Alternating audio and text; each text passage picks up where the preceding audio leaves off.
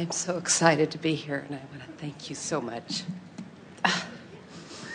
Let me bask in this for a minute.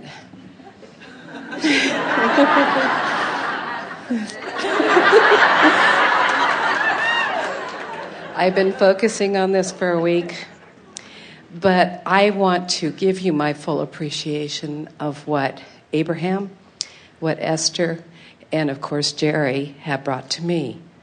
And I gave a gift to Barbara that you will get later, but you've inspired me, because when I first learned about Abraham, which was in a little gift store somewhere, and I watched the video,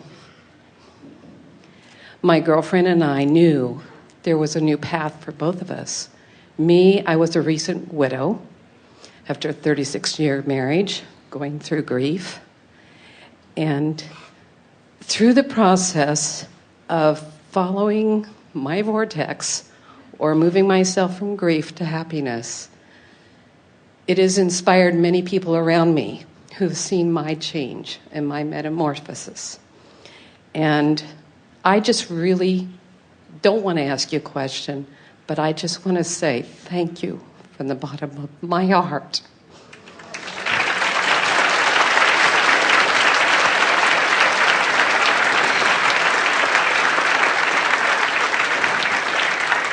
You began by saying that once you found the little gift shop and the video, that you knew that you would find the path. And we want to say to you, you were clearly on the path, or you wouldn't have been in the gift shop and you wouldn't have found the video. Absolutely. That's the path. In other words, that's the path. And the thing that's interesting is that so many people, most of you are on the path and you're still looking for the path. You're on it. You're on it. You're on it. You're just still looking for it. And the fact that you don't think you found it keeps you from recognizing that you're on it. And so it winds into the neighborhoods you don't want to be in. You're on the path. Well, the process of Jerry's recent transition was interesting, because the moment he transitioned is when I pressed the send button to publish my book. And it's immersed in there, other authors also. But through that process, sometimes I think how when we go as widows or widowers into grief, and you have exemplified the method of what a person should do, and helped me along my process, because you were preparing yourself, obviously, but What happens is it sort of jolts you into the awareness. Talk about an acceptance that you have to let go of the uncontrollable. And there is relief in accepting that while you cannot change a circumstance, you can change the way you feel in life. And there is no more powerful understanding than that.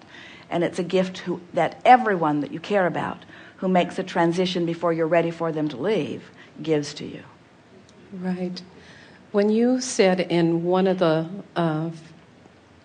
audios that I was listening to, actually I tried to get the stream one time, from Phoenix, how you felt that Jerry is bridging now for part of the Abraham infinite intelligence. It isn't so much that Jerry, from his non-physical perspective, or anyone from their non-physical perspective, is bridging. It's that your awareness of them causes the bridge. What Esther has discovered about this, she's been receiving non-physical communication for a very long time. So she knows what is required to find vibrational alignment with Abraham, and she knows what it feels like when whatever Abraham is flows through her. But because Abraham was not someone who was known to her, someone who had a personality that was defined, as Esther began and continues the translation process of Abraham, she had no choice other than to go by the feeling of it. In other words, Jerry said on a quite regular basis, it's interesting that we have no way of identifying who they are or where they are. We only know how they feel. And we only know, by the benefit of what we receive and apply, the value of our relationship with that. So now, as Esther is receiving Jerry, and she is frequently, in fact, anytime she is asking for it, anytime she stops to quiet her mind, anytime she ponders something, she can get right into the vibration of that. And she wonders why she doesn't do it more often, and then she remembers she's doing it all the time if she will allow herself to do that. But the difference, the bridge that Jerry is making, is that Esther knows because she knew Jerry when he was physically focused. She knows the things that he was intimately interested in. She knows the things that mattered to him most. So she can find those subjects and she can feel him blowing and flowing in a stronger way. In other words, she is able to accurately define the current existence of that man that she loved and that energy that she now still knows is continuing on. And there is no question in her mind when she tunes to that, the specifics of that being who has made his transition. Now that's a bridge worth making, because so often as you think about reemerging in the non-physical, you think you're just going to sort of morph into this big soup in the sky, and that your personality and that the deliberate things that you were interested in are no longer important or no longer accessible. And what Esther, the bridge that Jerry is making for Esther, is that she can still feel the focus of his beingness. She can still feel the things that he is most interested in. She was in Del Mar the other day and walking from the guest house up to the upper house. And as she was making the trek up the hill, she noticed that the neighbors across the way, who have some big Torrey pine trees, who in some small ways, you may have heard Jerry's creative story earlier, where there was a big Torrey pine tree down between them and the ocean that was blocking their view and a lot of other people's as well. And so he just kept thinking, wouldn't it be nice if that tree were not there? Wouldn't it be nice if... And one day, a limb on that tree just fell off and smashed a little bit of the house next door. So the tree was joyously removed, which opened up a whole new vista. And Jerry would stand up on that point and feel very exhilarated, because he knew that the power of his wanting, finding the emotional grit of it. He always said, I don't try to make things happen, and I don't really even ask for them. I just appreciate. He always felt that through his appreciation, his power came. So then Esther, playing with him about it, was looking over at these other trees, and she says to Jerry about them, all right, you guys, do you want to do this the hard way or the easy way? Just playing with the idea of it. So the other day, Esther is sitting on the porch up at the upper house looking down, and she is realizing that so much of that is growing in that there's a large part of her view that now is obstructed by the lower branches on these trees. And as she is walking out of the house, she noticed that there were several men up in those trees doing what they call lacing them out. Now, it isn't a thought that Esther had, and it wasn't a desire that she had set in motion, really. It wasn't something that she planned to do. She didn't put it on her things to do today list. She didn't think about approaching the neighbors, and she didn't even put it on the universe's side of the placemat. In other words, it was just something that she observed, and the next day there is someone up there, and the exhilaration that she felt, she knew was not her own. She knew the exhilaration that she was feeling as she observed that was the exhilaration that Jerry was feeling as he continues his pruning process from his new vantage point. You see what we're getting at? In other words, there is no ending to that which you are. And when you consciously acknowledge that, that's the bridge that we're talking about. In other words, the other day, Esther and her two wonderful sisters made a decision to go to a movie. And Esther said, this one should be safe. It was the one about Margaret Thatcher, the Iron Lady. It won't be a minefield, Esther said, because it would be about politics and it would be about history. But it wasn't. It was about a widow. It was about her dead husband who is haunting her. It was about... Esther said, what are the odds? And we said 100%. 100%.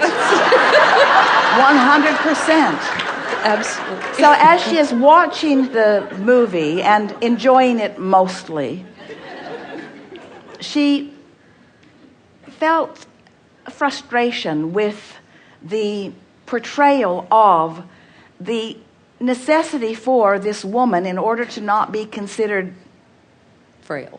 crazy, to release him. The psychiatrist was worried about her, and at the end of the movie, she let him go. She shooed him off. And Esther said, how stupid is that?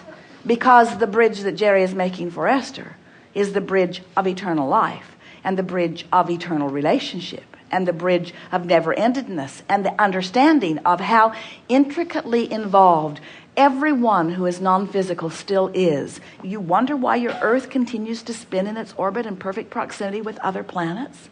You can't possibly think that it's only about the intentionality of those of you who are standing around on this planet, and hardly a one of you ever thinking about that. Hardly a one of you ever thinking about that. In other words, this whole mix of non-physical and physical, you are yet to discover. It's what our friend is feeling. It's what you feel that you're on the verge of. In other words, you are about to remember who you really are and how we all fit together. And when you do, then you'll be having a lot more fun in your much more powerful focus. Esther has said for a very long time about Jerry, she knew it from the moment she met him, and it was her experience every day, that he was stubbornly, doggedly focused. And that once he focused upon something, there was no question in her mind about how it was going to evolve, because it just always did. Because he didn't move back and forth. There were not so many yeah-buts for him as she has experienced for herself and almost everyone else. He had this powerful, from the contrast of the life that he had lived earlier before Esther met him, this ability to focus because he cared about how he felt. And as she feels him now she can feel the clarity and the power of that focus still. It is undeniable and it is indefinable, but it is happening. It's the grid filling in. So what's happening? So let's go back to this conversation about the grid. So is it possible that Jerry, from his non-physical perspective, is helping to fill in the grid of things that he helped establish when he established them from a physical point of view? Yes, and that's the point that we're wanting you to understand. We want you to feel the longevity of that which is you, the eternalness of that which is you. It's time to stop feeling loss about things that are not lost. It's time to start reveling in the beingness of that which continues to be. It's time to continue to talk to those who wish to speak with you, to love with those who wish to love you, to feel the presence of those who are always around you, but most of all, to fulfill your deliberate intention when you came forth to be a physical aspect of that which is non-physical, to be a balanced counterpart of this non-physical energy, to allow source to flow through you, but to recognize that you are that energy. In other words, it's not source apart from you, it's source that is you. It is all one energy that is expressing itself through endless points of view, all for the sake of the collective joy that can be realized. So when you get that and you allow that and you have that moment, you can't feel loss and revel in the reality of your eternalness at the same time. You just can't do it. I'd like to thank you for that, because 4 years ago, I had a great loss. Now I don't have any losses, because I look at the lessons I learned. 4 years ago, I had a great loss, which has caused me to accomplish a great find. Absolutely. That I would not have found if I had not lost, because the contrast is necessary for the focus of my desire. Yes. Thank you. Yes, indeed. Thank you very much.